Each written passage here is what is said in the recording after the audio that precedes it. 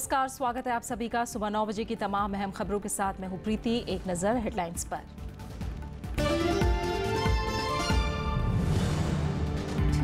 अमेरिकी कंपनियों को भारत में निवेश का न्योता। प्रधानमंत्री ने कहा तरक्की से दोनों देशों को फायदा। राष्ट्रपति डोनाल्ड ट्रंप के साथ बैठक आज।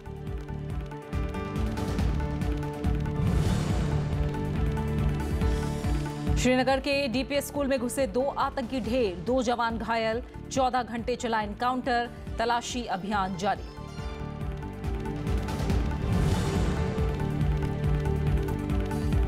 देश भर में धूमधाम से मनाया जा रहा है ईद उल फितर का त्योहार। पुरी और अहमदाबाद में सालाना रथ यात्रा की रौनक।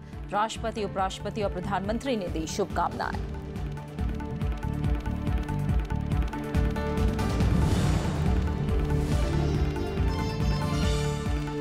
पाकिस्तान के बहावलपुर में टैंकर धमाके में मरने वालों की तादाद बढ़कर 150। हादसे में 140 से ज्यादा घायल। रिसाव के बाद तेल इकट्ठा करने के लिए जुटे थे लोग।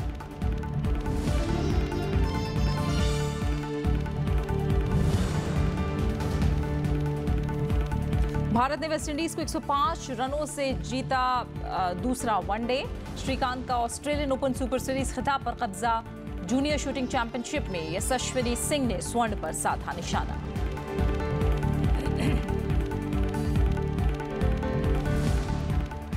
प्रधानमंत्री नरेंद्र मोदी 3 देशों की यात्रा के दूसरे पड़ाव के तहत अमेरिका में हैं।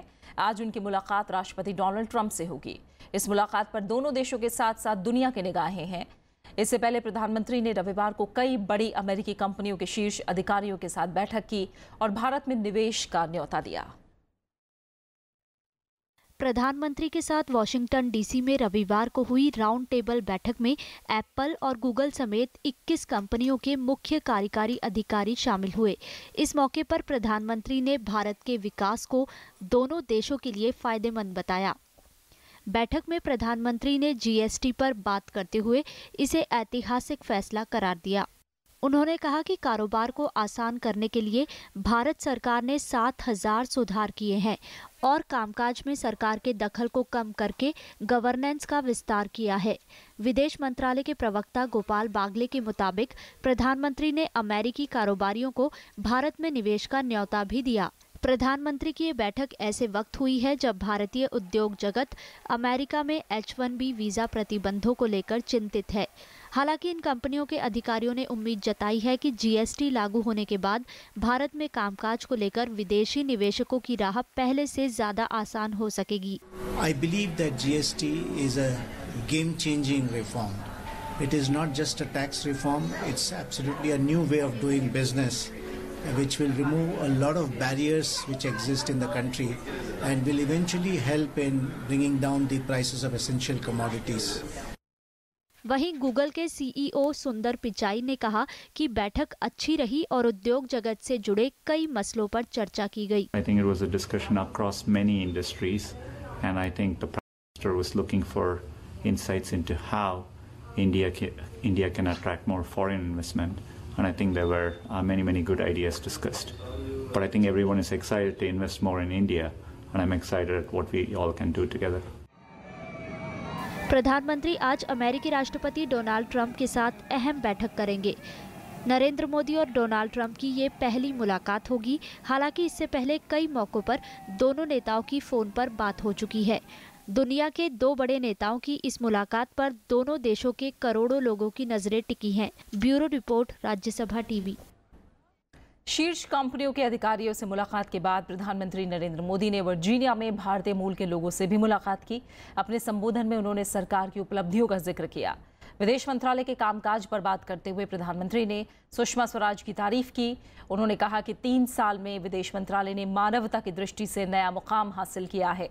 प्रधानमंत्री ने कहा कि 80,000 से ज्यादा हिंदुस्तानी दुनिया के किसी भी हिस्से में संकट में फंसे तो भारत सरकार उन्हें उनके घर वापस ले आई। आतंकवाद के मसले पर बात करते हुए प्रधानमंत्री ने यह भी कहा कि भारत की तरफ से सीमा किए गए सर्जिकल स्ट्राइक पर विश्व में किसी ने भी सवाल नहीं उठाया है।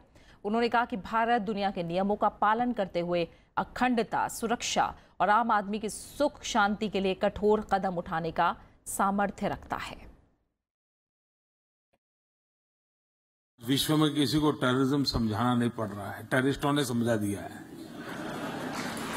हम समझाते थे, समझ नहीं आता था, टेररिस्टों ने समझा दिया है।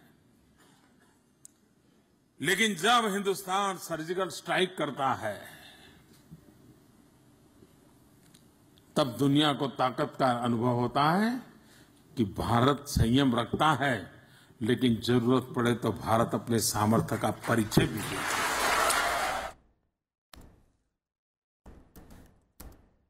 रविवार को ही प्रधानमंत्री ने मन की बात कार्यक्रम में देश को संबोधित भी किया। प्रधानमंत्री ने आपातकाल, अंतरिक्ष के क्षेत्र में भारत की उपलब्धियों और योग का जीवन में महत्व सहित कई मुद्दों पर अपनी बात रखी। रविवार को प्रधानमंत्री नरेंद्र मोदी ने मन की बात कार्यक्रम के जरिए लोगों से अपने विचार साझा किए। प्रधानमंत्री ने 25 जून 1975 को लागू किए गए आपातकाल का जिक्र करते हुए इसे लोकतंत्र पर आघात बताया। लोकतंत्र को आघात करने वाली बातों को भी स्मरण करना होता है और लोकतंत्र की अच्छी बातों की दिशा में आगे बढ़ना होता है। 1975 25 जून वह ऐसी काली रात थी जो कोई भी लोकतंत्र प्रेमी भुला नहीं सकता है, कोई भारतवासी भुला नहीं सकता है। अंतर्राष्ट्रीय योग दिवस का जिक्र करते हुए प्रधानमंत्री ने कहा कि 21 जून 2017 को पूरा विश्व योगमय हो गया। पूरे विश्व ने दिल से योग को स्वीकार किया है।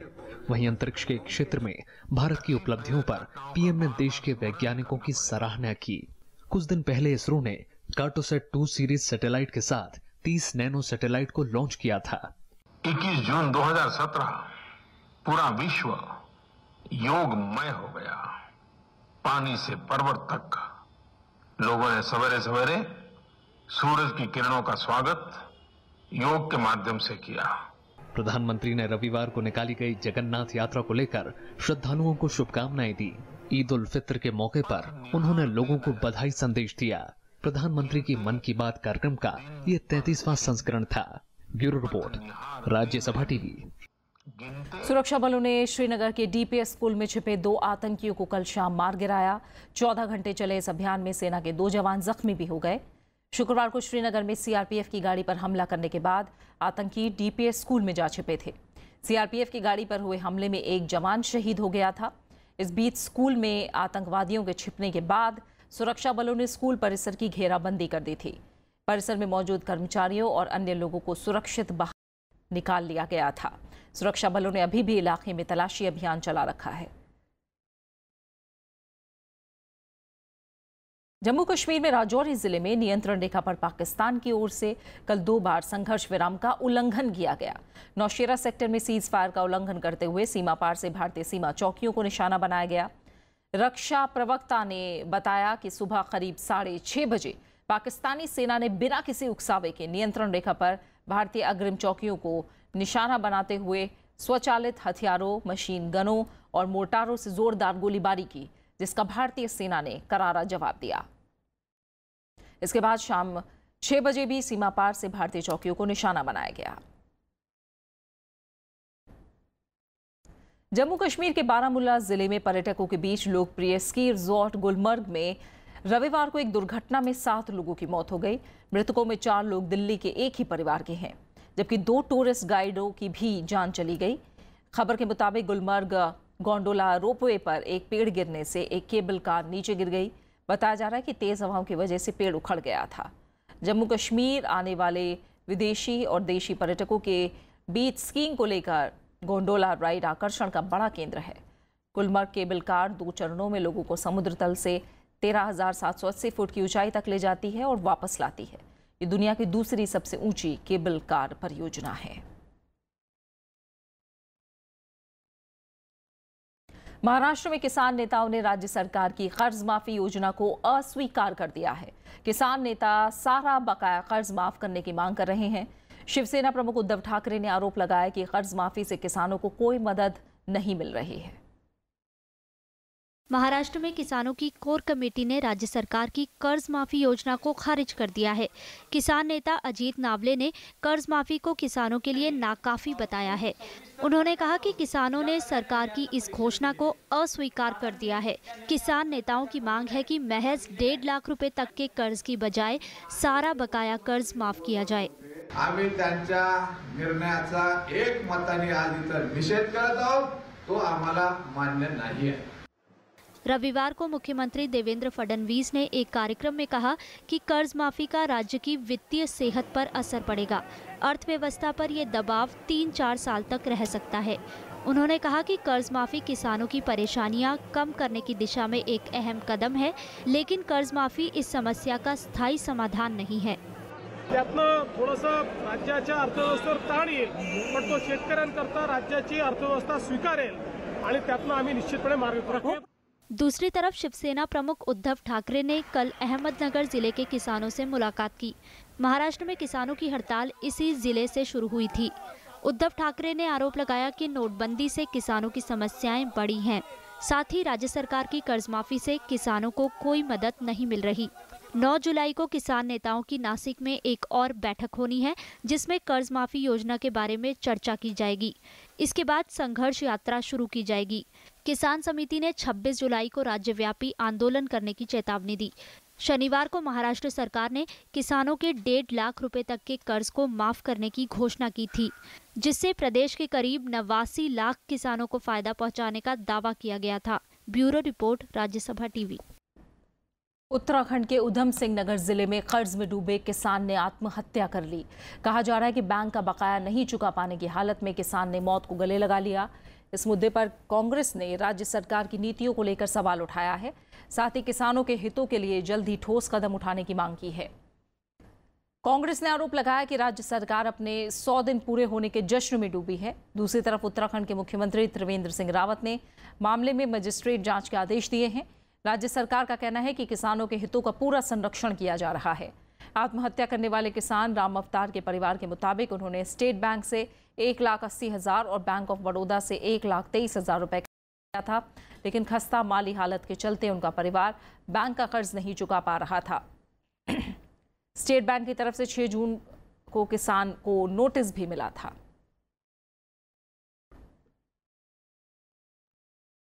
पश्चिम बंगाल के दार्जिलिंग में अलग गोरखालैंड की मांग को लेकर रविवार को भी बंद जारी रहा। गोरखा जनमुक्ति मोर्चा समर्थकों की ओर से कई जगहों पर रैली और प्रदर्शन किया गया। शनिवार को मोर्चा प्रमुख बिमल गुरुंग ने पार्टी के तमाम नेताओं और कार्यकर्ताओं से अलग राज्य की मांग को लेकर आंदोलन तेज करने की मांग की थी।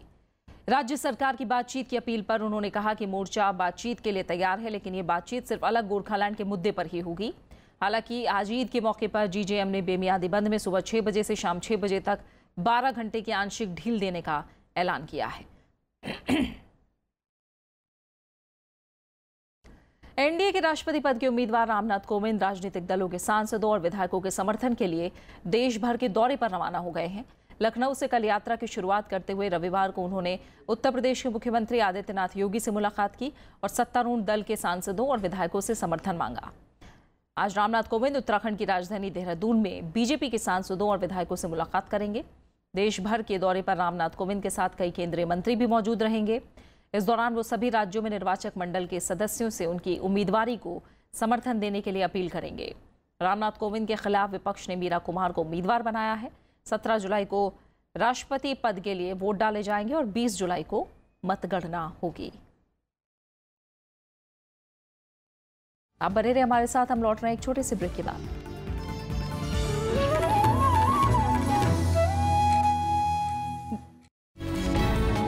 आज सरोकार में बात करेंगे उस योजना की जिस पर कुछ हद तक भारत के भविष्य निर्माण का दारोमदार है। हम बात करने जा रहे हैं स्किल डेवलपमेंट कार्यक्रम की, जिसे प्रधानमंत्री नरेंद्र मोदी ने 2015 में शुरू किया।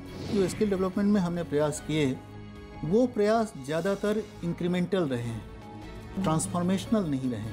अगर स्किल स्पेस में ट्रांसफॉर्मेशन करना है तो एजुकेशन स्ट्रक्चर में भी ट्रांसफॉर्मेशन, तब्दीली और ट्रांसफॉर्मेशन की जरूरत है। स्किल इंडिया सिर्फ सरकार का कार्यक्रम नहीं है, ये सबका कार्यक्रम है। सरकार का है, कॉर्पोरेट सेक्टर का है, एजुकेशन इंस्टीट्यूशंस का है। हमें वो आइडेंटिफाई करना है कि कौन सी ऐसा हुनर है जिससे हमें नौकरी मिलेगी, जिससे हमें काम मिलेगा। How to get to the people is the main thing.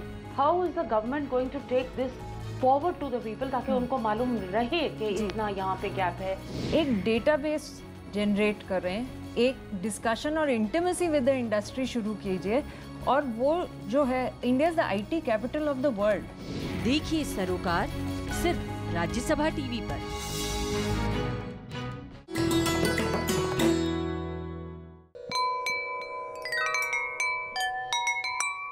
जल तरंग,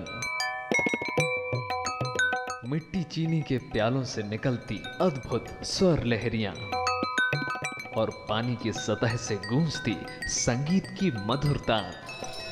इस संगीत का मिलता है अनेक प्राचीन ग्रंथों में बयान। मिलिंद तुलंकर और सीता दुरै स्वामी जैसे संगीतज्ञों ने बनाई है संगीत की इस अनोखी विद्या में विश्वव्यापी पहचान। और जीवन की 64 महत्वपूर्ण कलाओं में से एक बता गए हैं इसे महर्षि वात्स्यायन।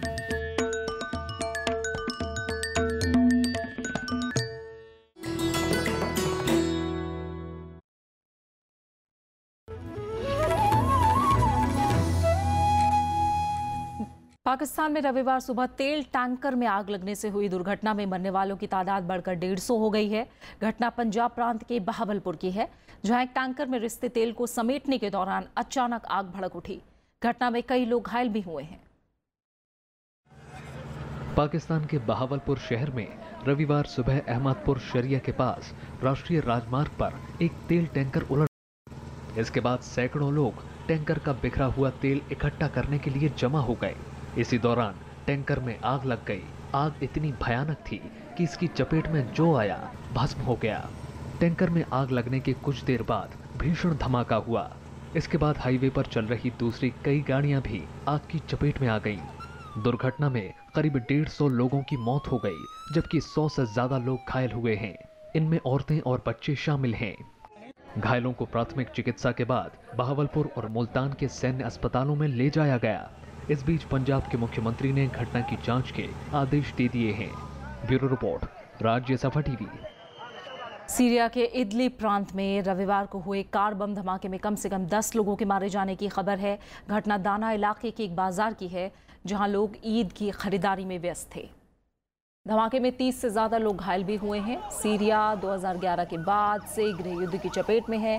इस बीच राष्ट्रपति बशर अल असद ने हमा में ईद की नमाज अदा की। नमाज के बाद असद ने दावा किया कि उनका मुल्क जल्द ही हिंसा और आतंकवाद से मुक्ति पाएगा। ईद से पहले सरकार ने 612 कैदियों को भी रिहा किया। इन सब पर देशद्रोह के आरोप थे। कोलंबिया में नाव डूबने से 9 लोगों की मौत हो गई। यह हादसा उत्तर पश्चिम में स्थित मेडेलिन से तकरीबन 45 किलोमीटर दूर गुआटेप कस्बे में हुआ। यहाँ की पेनोल झील में लोगों से भरी नाव अचानक झील में समा गई। हादसे के वक्त बोट पर करीब 170 लोग सवार थे। इनमें से बड़ी संख्या में लोग लापता हैं। फिलहाल नाव पर सवार यात्रियों के बारे में जानकारी जुटाई जा रही है कि वो किस देश के थे। राहत और बचाव का काम जारी है। लोगों की तलाश में प्रशासन ने हेलीकॉप्टर की मदद भी ली है। और अब खेल की दुनिया की खबरें, जहां भारत के लिए अच्छी खबरें हैं। भारत ने कल दूसरे वनडे मैच में वेस्टइंडीज को 105 रनों से हरा दिया। अजिंक्य रहाणे के शानदार शतक और कप्तान विराट कोहली की 87 रनों की उम्दा पारी ने भारत को ये जीत दिलाई। इसी के साथ भारत ने 5 मैचों की वनडे सीरीज में 1-0 से बढ़त बना ली है। बारिश के चलते मैच को 43 ओवर का करना पड़ा, जिसमें पहले बल्लेबाजी करते हुए भारत ने 5 विकेट गंवाकर 310 रन बनाए। लक्ष्य का पीछा करने उतरी वेस्टइंडीज की टीम 6 विकेट गंवाकर 205 रन ही बना पाई। भारत की ओर से कुलदीप यादव ने सबसे ज्यादा 3 विकेट झटके। अजिंक्य रहाणे को मैन ऑफ द मैच चुना गया। वहीं भारतीय बैडमिंटन खिलाड़ी किदाम्बी श्रीकांत ने ऑस्ट्रेलियन ओपन सुपर सीरीज का खिताब जीत लिया है। रविवार को हुए फाइनल मुकाबले में श्रीकांत ने ओलंपिक चैंपियन चेन लोंग को हरा दिया। उन्होंने चीनी खिलाड़ी को 22-20, 21-16 से मात दी। किदाम्बी श्रीकांत का ये चौथा सुपर सीरीज खिताब है। बैडमिंटन एसोसिएशन ऑफ इंडिया ने किदाम्बी को 5 लाख रुपए नकद इनाम देने का ऐलान किया है।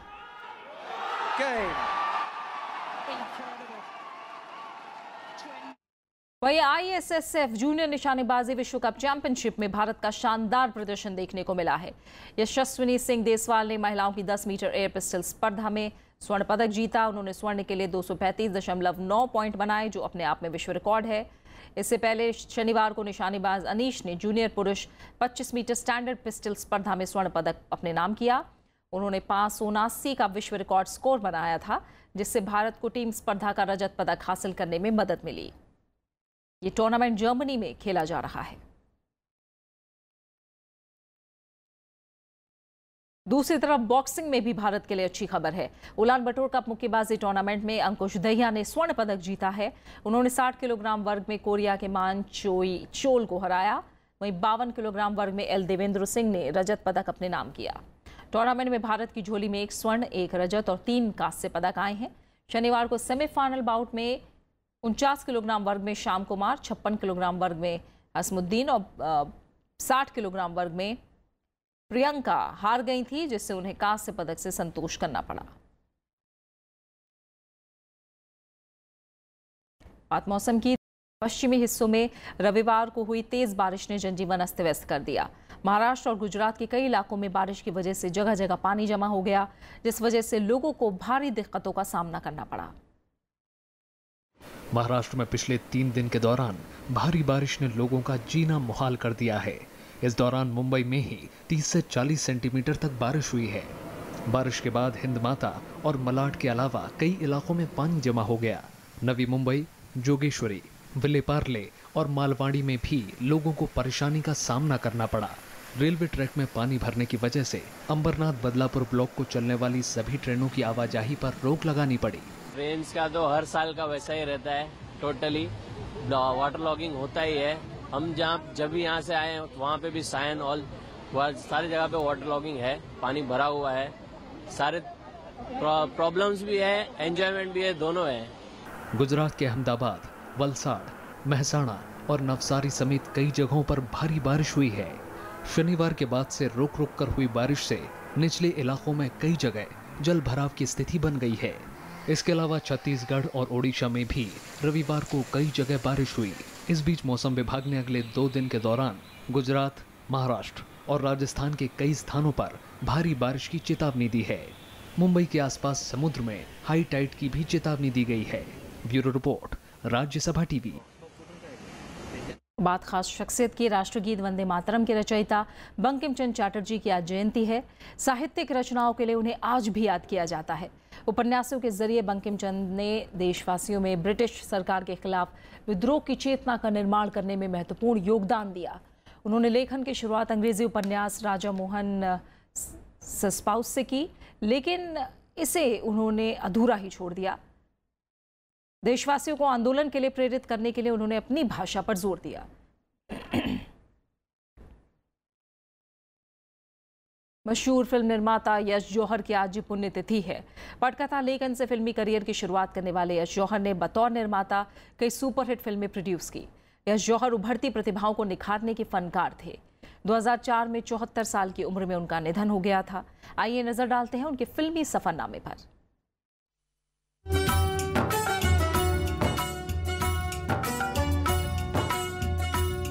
भारतीय फिल्म जगत के मशहूर निर्माता यश जौहर ने पटकथा लेखक के रूप में अपनी फिल्मी करियर का आगाज किया था। जौहर साहब ने 1976 में धर्मा प्रोडक्शन नाम से अपनी कंपनी बनाई। इस प्रोडक्शन के बैनर तले 1980 में पहली फिल्म आई दोस्ताना। सलामत रहे दोस्ताना हमारा बने। यश जौहर ने अपनी फिल्मों में भारतीय संस्कृति और पारंपरिक मूल्यों का हमेशा ख्याल रखा। साल 1971 में रिलीज हुई फिल्म हरे राम हरे कृष्णा में भी यश जौहर के प्रोडक्शन का काम काबिले तारीफ रहा। फूलों का तारों का सबका कहना है, 1000 में मेरी बहना है, सारी उम्र हमें संग रहना है। 1990 में आई अमिताभ बच्चन की सुपरहिट फिल्म अग्निपथ ने कई नेशनल अवार्ड जीते, जिसे यश जौहर ने ही प्रोड्यूस किया था। आज शाम 6 बजे मौत के साथ अपना अपॉइंटमेंट है। अपॉइंटमेंट इंग्लिश बोलता है। हाँ, अभी चलता है। नेशनल अवार्ड से लेकर ना जाने कितने अवार्ड्स जीतने वाली फिल्म कुछ कुछ होता है जैसी कई फिल्मों में यश साहब के प्रोडक्शन हाउस ने अपना जौहर दिखाया। इस फिल्म को उनके बेटे और बॉलीवुड के जाने माने डायरेक्टर करण जौहर ने डायरेक्ट किया था। पास आए, यूं मुस्कुराए, तुमने न जाने क्या सपने दिखाए। यश जौहर ने गाइड, प्रेम पुजारी, मुझे जीने दो, ज्वेल थीफ जैसी कई यादगार फिल्मों का निर्माण किया। यश साहब अब हमारे बीच भले ही नहीं हैं, लेकिन उनकी फिल्में उन्हें लोगों के जहन में आज भी जिंदा बनाए हुए हैं। Bureau report, Rajya Sabha TV. ये है तेरे करम, कभी खुशी देश भर में आज ईद का त्योहार पूरे उत्साह और उल्लास के साथ मनाया जा रहा है। इस मौके पर पारंपरिक तरीके से ईद की विशेष नमाज अदा करके अमन की दुआएं मांगी गई। राष्ट्रपति प्रणब मुखर्जी, उपराष्ट्रपति मोहम्मद हामिद अंसारी और प्रधानमंत्री नरेंद्र मोदी ने भी देशवासियों को ईद की बधाई दी है।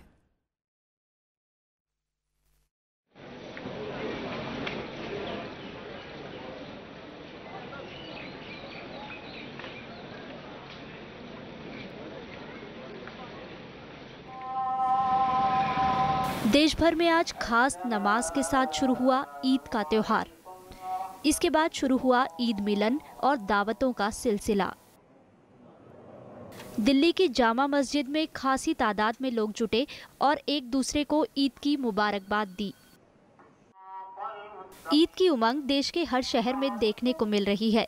मुंबई में भी लोग ईद को लेकर पूरे उत्साह में दिखे। दूसरे शहरों में भी ईद की पूरी रौनक दिख रही है। बुजुर्गों, नौजवानों और प्यारे बच्चों, तहे दिल में आप सबको ईद की मुबारकबाद देता हूँ। बहुत खुशी के त्यौहार है।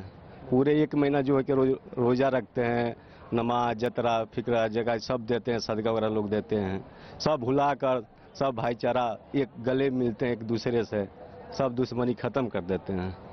ईद को लेकर बाजारों में भी रौनक है। ईद के लिए खास तौर पर बनने वाली सेवइयों की महक चारों तरफ बिखरी पड़ी है। वहीं लोग एक दूसरे को ईदी भी दे रहे हैं। 30 दिन तक रोजा रखने और इबादत के बाद ईद के त्योहार पर लोग खुशियों से भर जाते हैं। रमजान महीने के खत्म होने पर यह त्योहार देश समेत दुनिया भर में मनाया जाता है। Bureau report, Rajya Sabha TV. Odisha के पुरी में भगवान जगन्नाथ की रथ यात्रा कल शुरू हो गई। इस मौके पर देश विदेश से भक्त बड़ी तादाद में पहुंच रहे हैं। ये यात्रा 9 दिनों तक चलेगी। भगवान जगन्नाथ, बलभद्र और सुभद्रा के रथों को रस्सों से खींचकर गुंडीचा मंदिर तक ले जाया जा रहा है, जहां पूजा के लिए भगवान जगन्नाथ मंदिर के पट खुल गए हैं। रथ यात्रा कई इलाकों से होते हुए करीब 18 किलोमीटर की दूरी तय करेगी। अहमदाबाद के अलावा कुछ और शहरों में भी कल सालाना रथ यात्रा हुई। रथ यात्रा के मद्देनजर सुरक्षा के कड़े इंतजाम किए गए।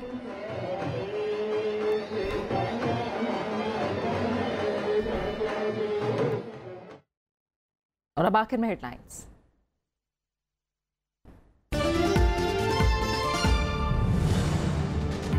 अमेरिकी कंपनियों को भारत में निवेश का न्योता। प्रधानमंत्री ने कहा, तरक्की से दोनों देशों को फायदा। राष्ट्रपति डोनाल्ड ट्रंप के साथ बैठक आज।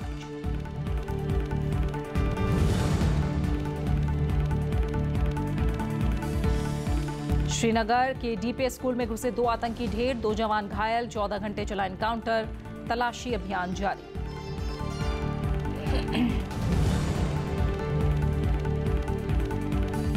देश भर में धूमधाम से मनाया जा रहा है ईद उल फितर का त्योहार। पुरी और अहमदाबाद में सालाना रथ यात्रा की रौनक।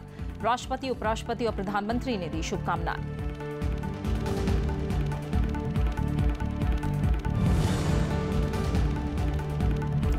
पाकिस्तान के बहावलपुर में टैंकर धमाके में मरने वालों की तादाद बढ़कर 150। हादसे में 140 से ज्यादा घायल। रिसाव के बाद तेल इकट्ठा करने के लिए जुटे थे लोग।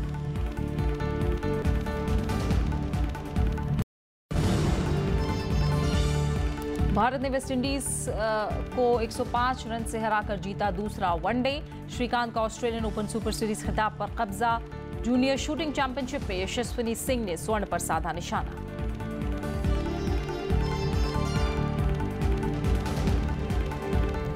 और इसी के साथ फिलहाल सुबह 9 बजे की खबरों में मेरे साथ इतना ही। आगे देखिए मीडिया मंथन। नमस्कार।